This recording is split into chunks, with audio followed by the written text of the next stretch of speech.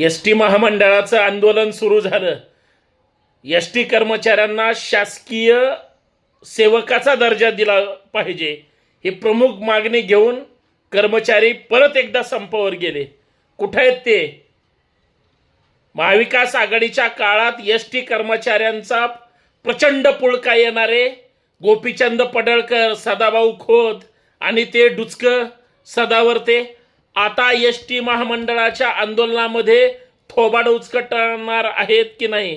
त्याचं कारण असे, त्यावेळेस महाराष्ट्राला वेठीस धरलं होतं. आता महाराष्ट्राला हीच 3 लोक का या आंदोलनामध्ये बोलत नाहीत?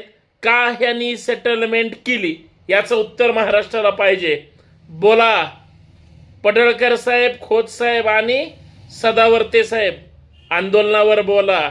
एस टी कर्मचाऱ्यांच्या आंदोलनावर बोला.